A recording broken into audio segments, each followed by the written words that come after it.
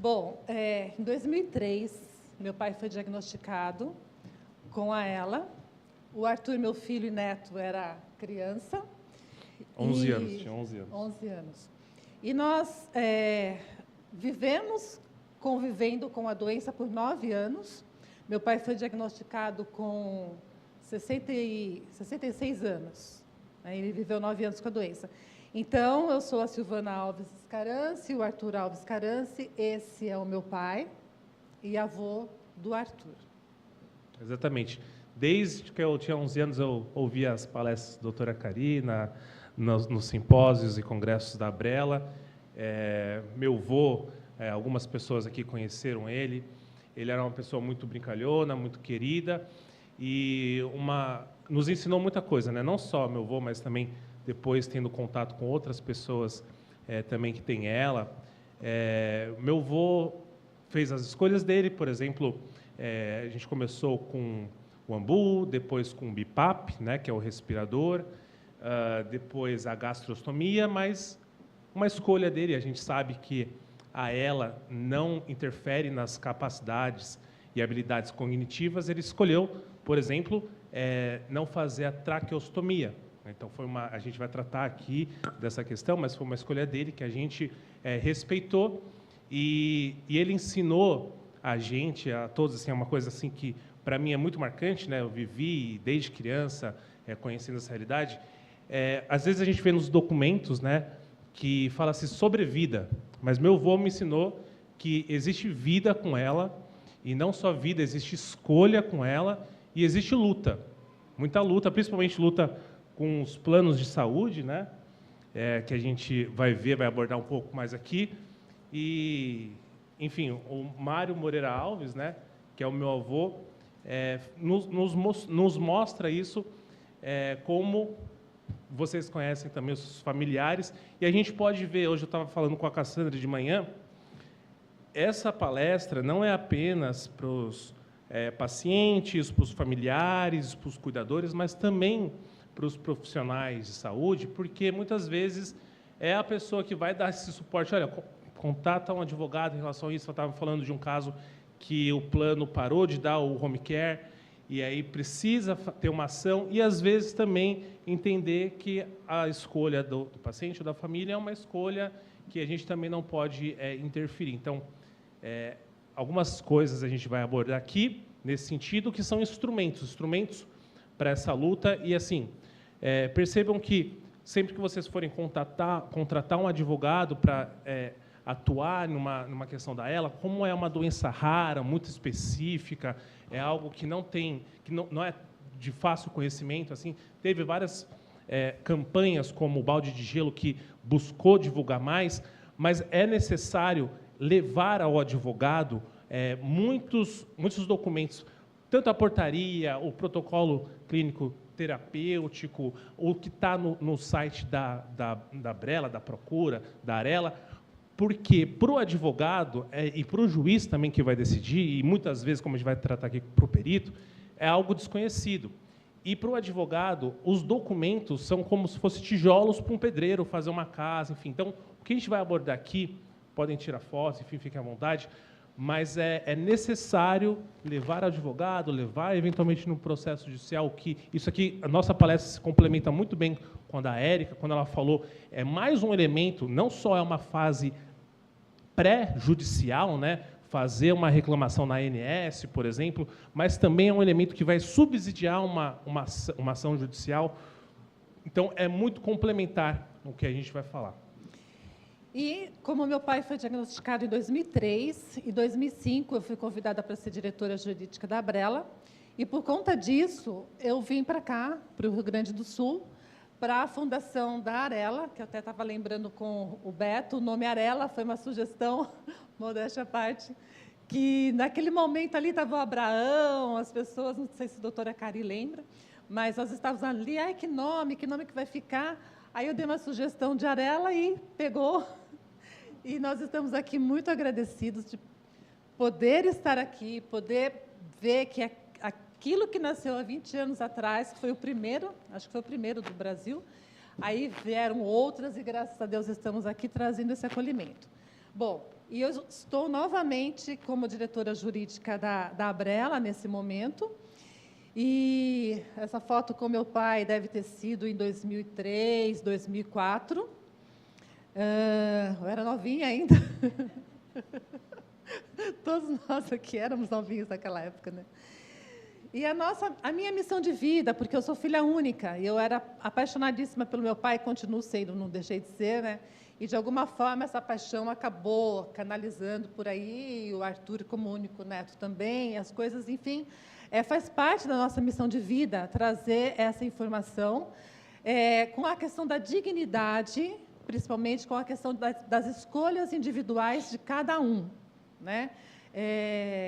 Então, nós vamos começar a falar das escolhas, do direito de escolha, porque a dignidade é o que é digno para mim, não é digno para o outro.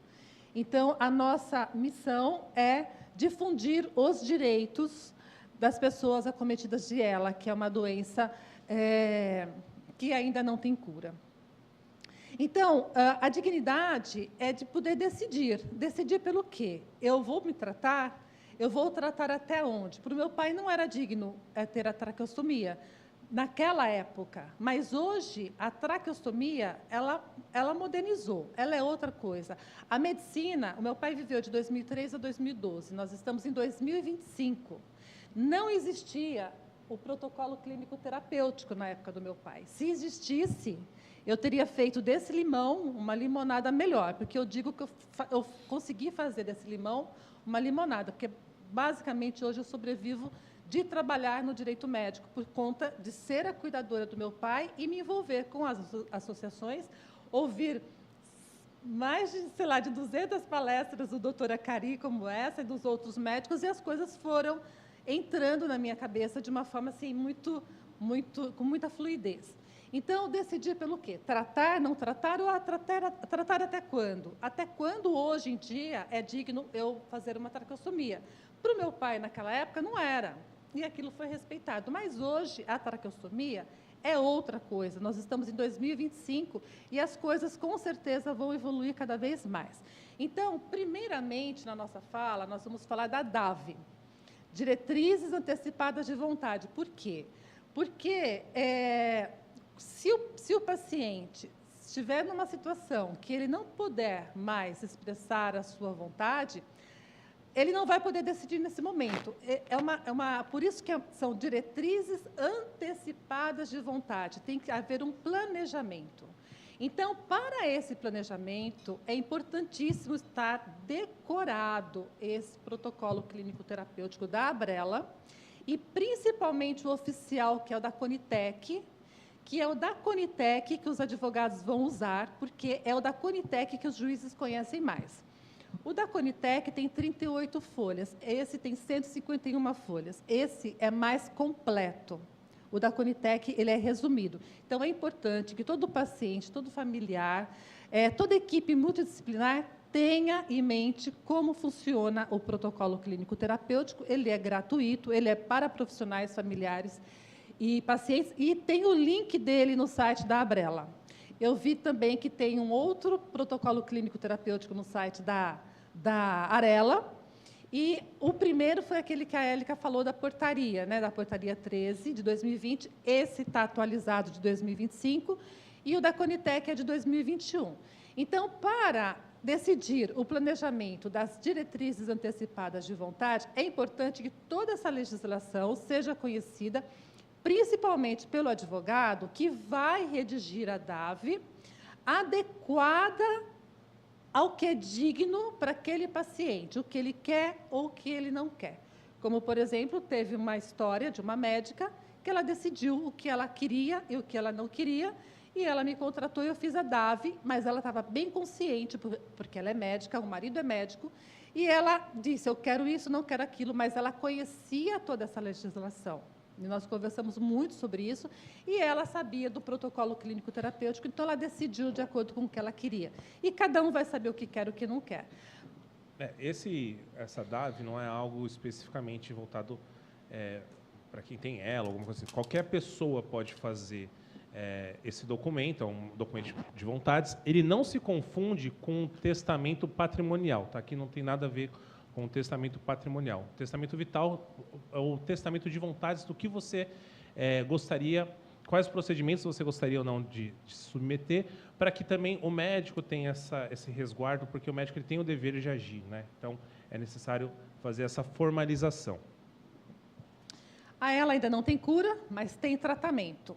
E na nossa segunda parte da nossa fala, nós vamos falar do tratamento. Então, ela não tem cura, mas ela tem tratamento, prolongamento de vida e com o avanço da medicina, que ele não para, ele é veloz. Então, a esperança de uma melhor qualidade de vida e de uma sobrevida com dignidade, ou até nos mantermos bem até quando houver um medicamento ou um tratamento que, como a doutora Cari disse, as coisas estão galopantes, então a gente pode manter a nossa qualidade de vida o melhor possível para quando chegar com a esperança a cura, a gente estar apto para se submeter a esse tratamento. E as pessoas têm o direito de escolher, né? O tratamento é um assunto muito difícil que não pode ser tomado de forma individual. A família e toda a equipe que assiste aquele paciente precisa conversar, precisa planejar e precisa decidir como fará. Quando? Quando tomar essas decisões? Antes dos procedimentos invasivos. Eu quero, para mim, é digno ou não uma gastrostomia? Então, a pessoa precisa decidir. E, de forma antecipada, formalizar esse testamento vital público em tabeliões, né?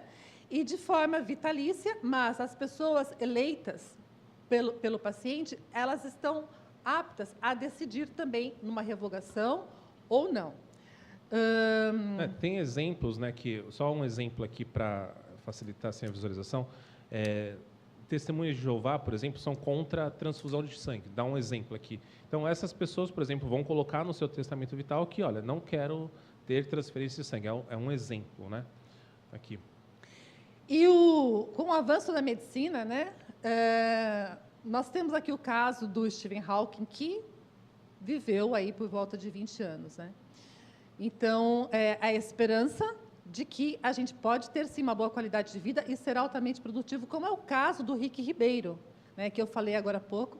Eu recomendo vocês colocarem no Google. O Rick Ribeiro é um exemplo de superação.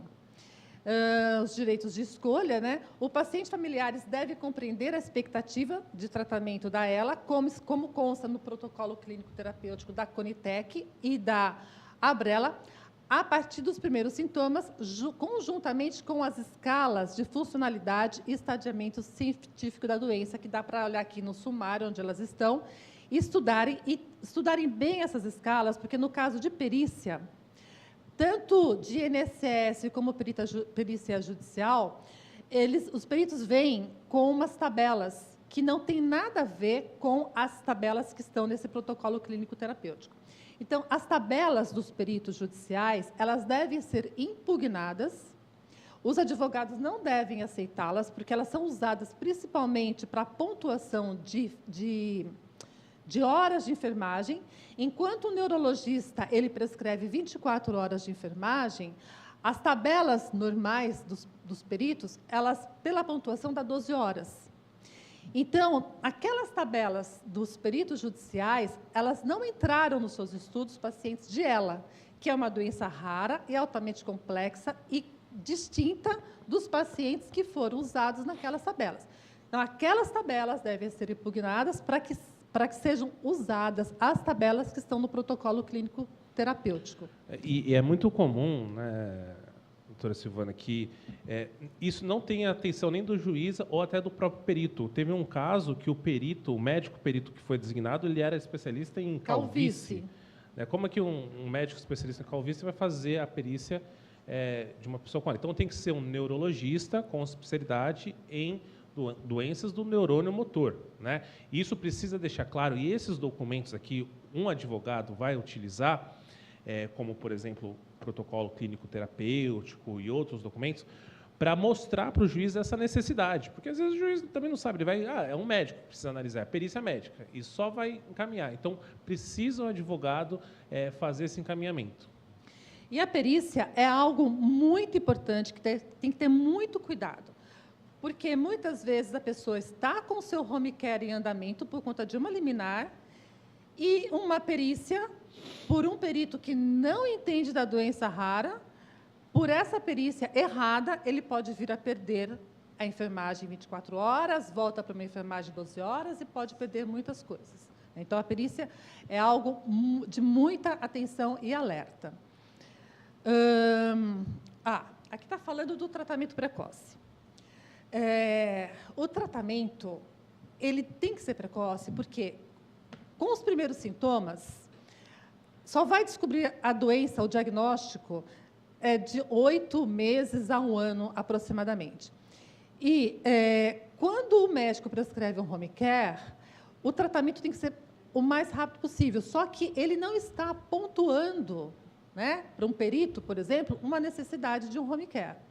Então, esse protocolo clínico, e o da Conitec diz que o tratamento tem que ser precoce, na quantidade e qualidade da prescrição médica, que é a quantidade o número de fisioterapias que o médico prescreve e a qualidade que tem que ser profissionais especialistas em equipe multidisciplinar. E o tratamento precisa ser precoce, e os planos de saúde vão dizer que não, imagina, não precisa de tantas fisioterapias, não precisa de terapia ocupacional, não precisa de tanta fonoaudiologia. Essa é a quantidade prescrita pelo médico, que está bem determinada no protocolo clínico terapêutico. Principalmente acontece isso por conta daquela fotografia do momento da perícia, né? Porque, como o protocolo clínico terapêutico fala, precisa fazer essas intervenções de forma precoce, justamente para retardar o desenvolvimento da doença, para que as intervenções têm que ocorrer antes que elas, de fato, necessitem de uma forma, sejam necessitadas de uma forma médica comum, né? Porque já há essa previsão, né, na doença. Então, percebam como é difícil isso, o juiz e o perito não especializado ter essa compreensão. Por isso que o advogado ele tem um dever, ele tem um ônus, incumbe a ele mostrar a necessidade, o dever de ser esse tratamento precoce e o dever de apontar isso para o perito. Tá? É muito importante para que não tenha uma negativa de algo que precise ou que faça falta em algum tempo, né? Tanto para já começar o tratamento precoce, como para depois precisar e aí demorar mais um tempo, fazer uma outra perícia que tem que ser agendada para conseguir algum outro tipo de tratamento, ou, enfim.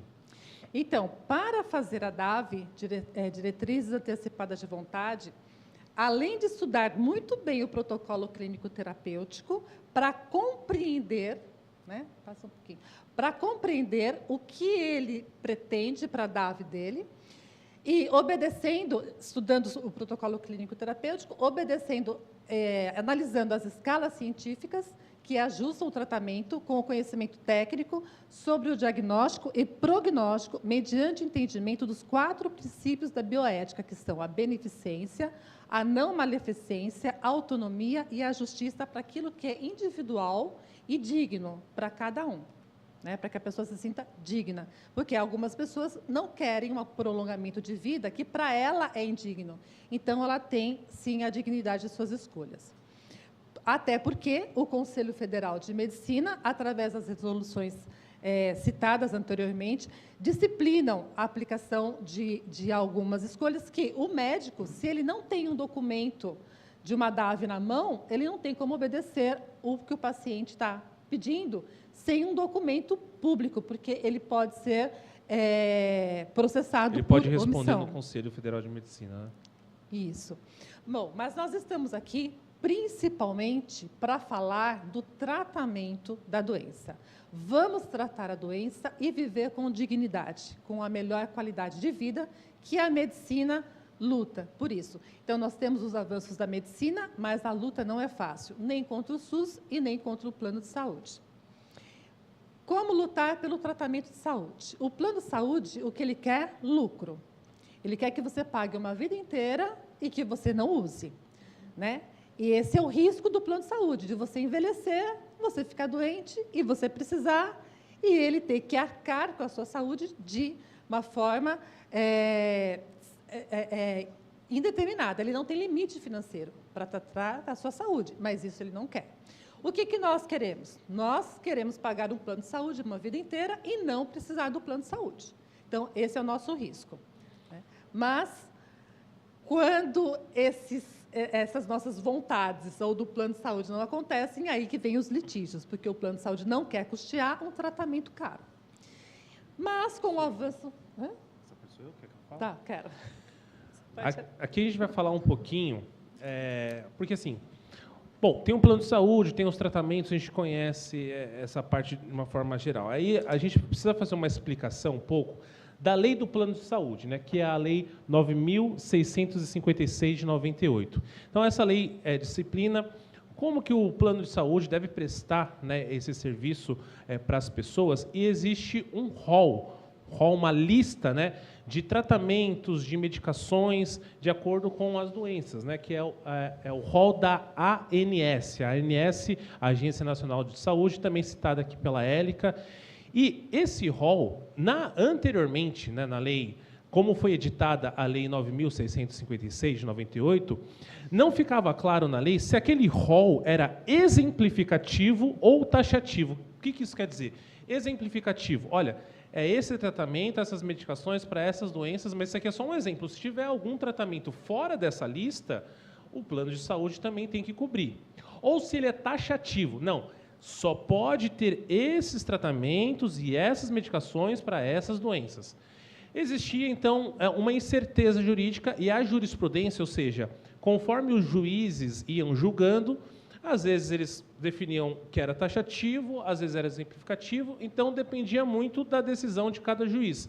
E aí veio, em 2022, a Lei 14.545, que ela foi muito boa, no sentido de definir, deixar bem amparado que o rol é exemplificativo, ou seja, se houver, porque a gente está falando aqui da fronteira do conhecimento, de novos tratamentos, às vezes até questões experimentais. Se houver um tratamento ou uma medicação que não está no rol da ANS, ele ainda assim pode ser obrigado o plano de saúde a arcar, porque o rol é exemplificativo. E, além do mais, aplica-se o Código de Defesa do Consumidor para essa relação da contratação do plano de saúde. Então, veja que era muito a lei 14.545 de 2022, ela é muito benéfica para o usuário, para a pessoa que paga a vida inteira o plano de saúde e, quando precisa da cobertura, né, ter o seu tratamento, o tratamento que o médico entender mais adequado, ainda que não estivesse no rol da ANS. Tá? Então, em 2022, a gente teve essa lei que faz exatamente essa questão, né?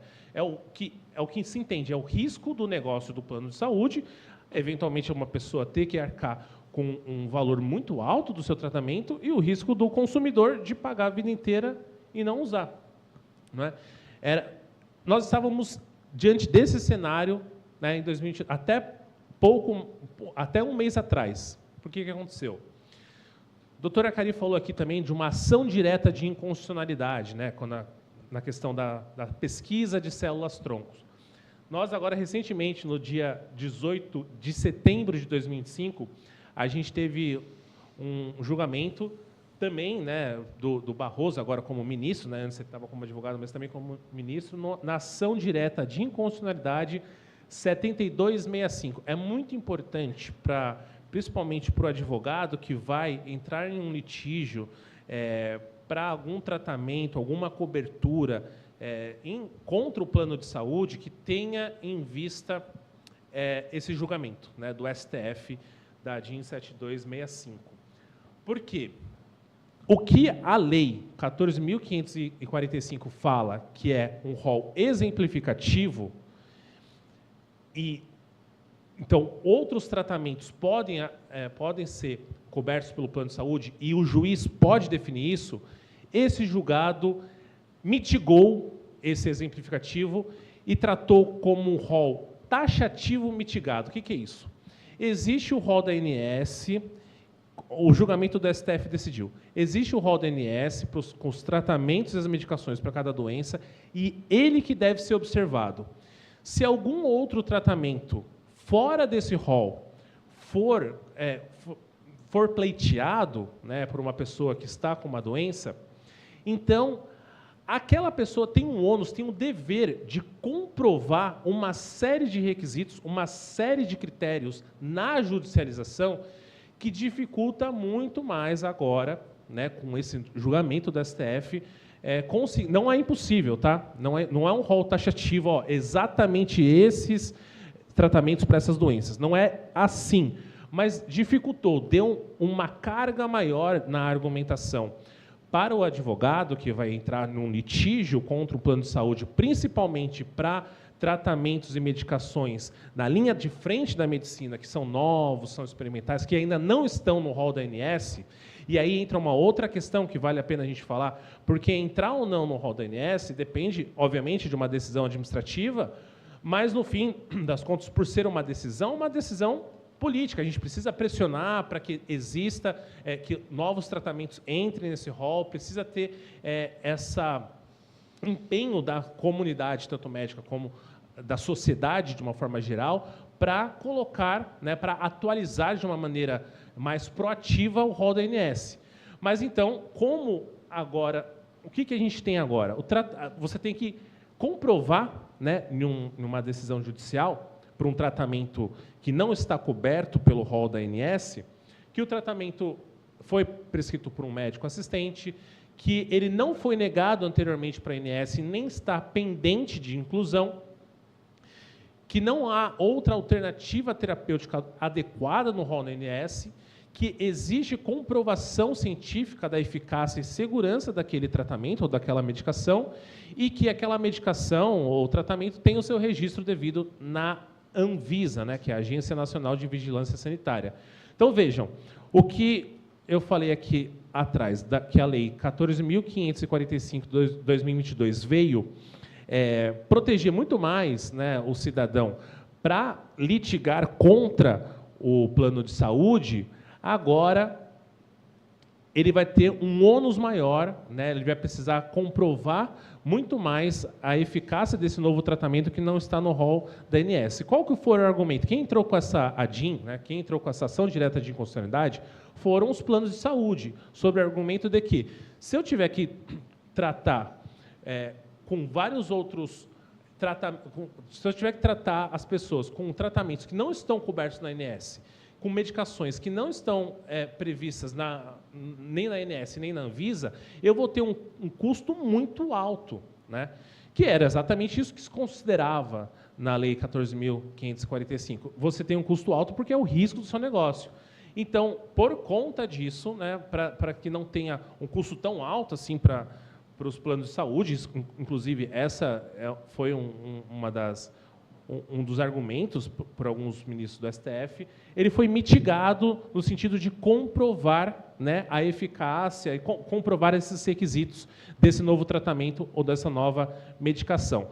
Isso aqui não vai entrar, perdão, isso não vai entrar para o home care, para o BIPAP, para aqueles tratamentos que já são convencionais, que já estão bem consolidados. Isso daqui, como eu estou falando, é para linha de frente, para a ponta de lança, né, para os novos tratamentos que muitas vezes não tem a previsão na ANS.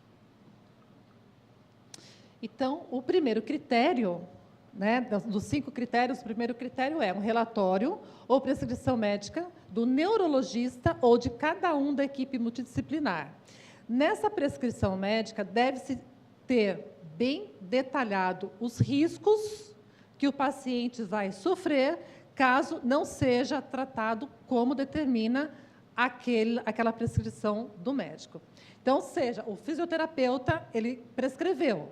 Ele tem que deixar claro naquela prescrição médica que se o paciente de ela não for tratado daquele jeito, naquela quantidade de fisioterapias e com aquela qualidade daquela especialidade, quais os riscos ou contraindicações ele estará submetido.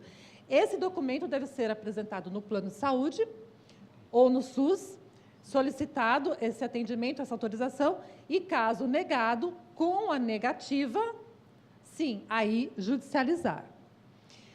Esse tratamento, né, não pode estar negado, né, pela ANS, nem pendente, e para ajudar nessa argumentação, jurídica, nós temos a resolução 465 da ANS, que já dispõe sobre a internação domiciliar, sobre o tempo integral paciente com quadro clínico complexo e a necessidade de tecnologia especializada, como os equipamentos, e os medicamentos para home care. O terceiro critério, que é o plano de saúde, se ele recusa a cobertura daquele tratamento, ele tem o dever de comprovar que existe uma alternativa que seja melhor do que aquela prescrita pelo médico. Caso ele não consiga comprovar, então o juiz entende que é sim o relatório médico que deve ser obedecido. Aqui vale a pena citar, esse critério aqui é o que geralmente os planos de saúde usam, né? Olha só, eu tenho uma alternativa aqui para você, que é um outro tipo de home care, por exemplo, com menos horas, por exemplo, de enfermagem, que não é especializada. Então, olha, eu tenho uma alternativa para você. Eles vão oferecer, eles não vão deixar... Ixi, apagou. Bom, se faltou lá, nós estamos aqui. Foi. Eles não vão negar, às vezes podem negar simplesmente, mas às vezes eles vão dar uma alternativa que não é viável. Então, é necessário que nessa prescrição médica, no relatório médico, em todos esses receituários e prescrições, esteja agora muito mais fundamentada para a gente conseguir judicialmente conseguir aquele tratamento. Na qualidade, que é de especialistas, e na quantidade que o médico prescreveu. Agora, se o home care que vier não tem a qualidade ou a quantidade, aceita o que vem, comprova o que tem, o que está faltando e judicializa a diferença para ter uma adequação. O quarto critério é ter a comprovação científica de eficácia e segurança. Onde que está? Está nessa legislação aqui, né, que deve ser argumentada, no protocolo clínico da Conitec, que é o órgão oficial, e nesse da Abrela, que está bem explicando. Né? O da Conitec tem 38 folhas, esse tem 151 folhas, aquele é o resumido, e esse aqui está justificando exatamente qual é a qualidade e por que a quantidade da prescrição do médico. E no alerta médico que está no site da Procura, e que também está no site da Arela, é um documento importante também para demonstrar que aquele home care que não é especialista, que foi fornecido pelo SUS ou pelo plano de saúde, está inadequado para o tratamento do relatório médico. Principais fatos da liminar judicial para o home care: tratamento ou medicação. Demonstrar a recusa do SUS ou do plano de saúde, e deve acompanhar todos os exames médicos, todos os relatórios, todos os laudos na ação judicial. Para quê? Porque no momento da perícia já vai estar os laudos conclusivos ali. E três orçamentos particulares de home care com valor médio. Porque, normalmente, o home care que é oferecido pelo plano de saúde é um home care mais barato. E ele não tem especialistas e não vem na quantidade e qualidade necessária. Se o autor ele já entra com ação judicial, naquele momento que ele entra com 3 orçamentos diferentes, o juiz vai entender pela média. Né? E se o plano de saúde ou o SUS não fornece um home care como deve ser, o juiz tem o poder de determinar que o autor, o paciente, ele contrate aquele home care especialista e seja reembolsado integralmente pelo SUS ou pelo plano de saúde da pessoa, ou que haja um pagamento direto também. O que é a Conitec?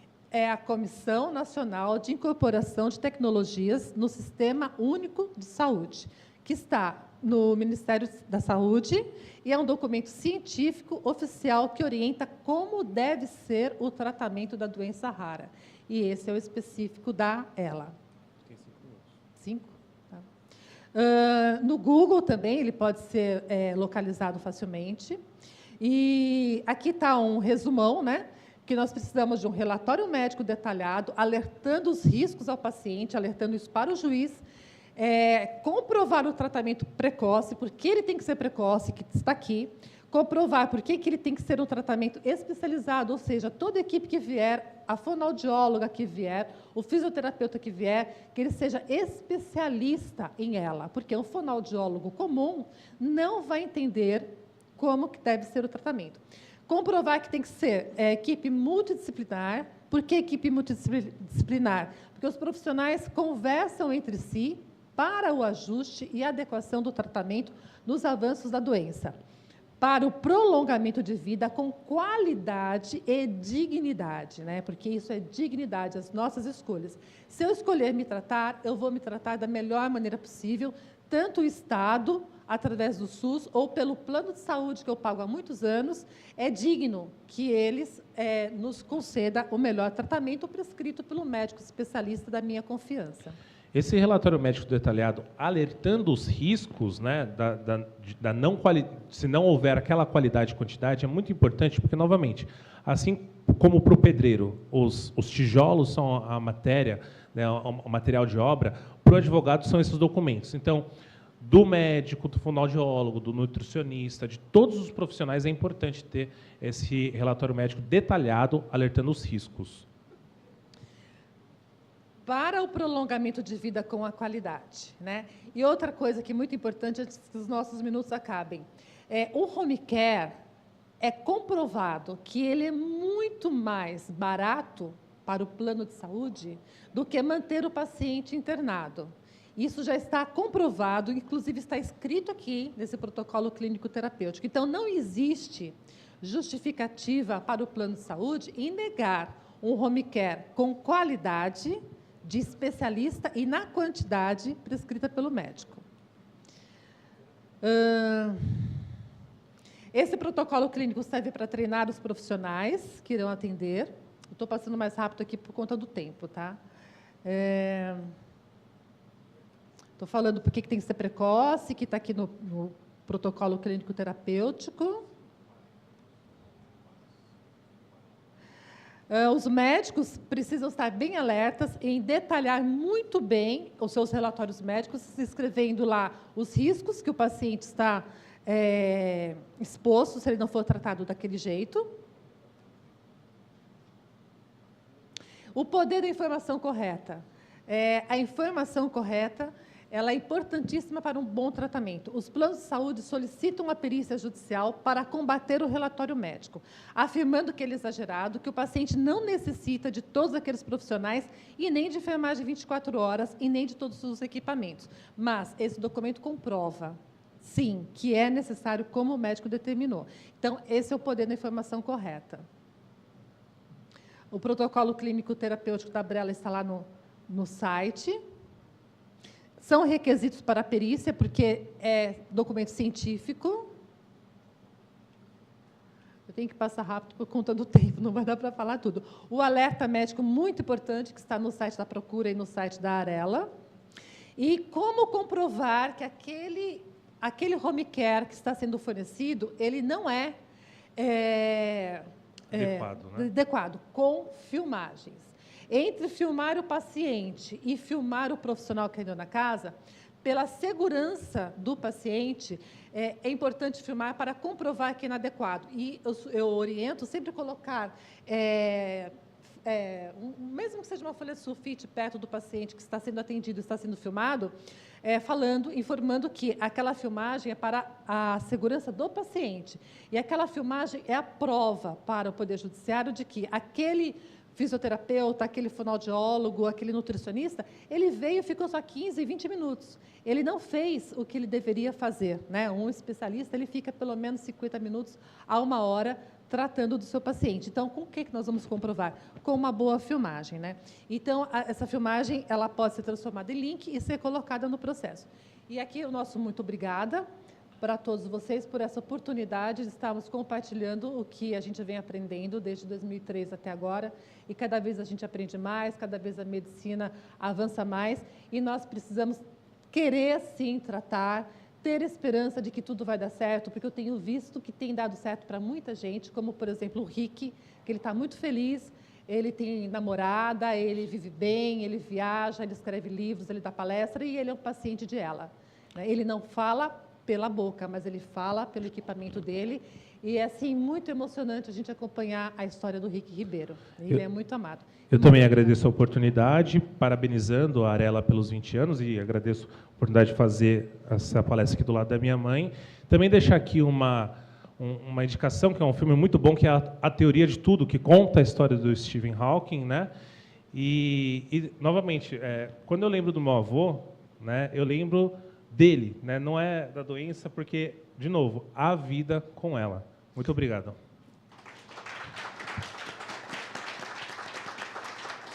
E só para finalizar, né? Às vezes a gente tem um limão azedo, mas a gente consegue fazer uma boa limonada com ele.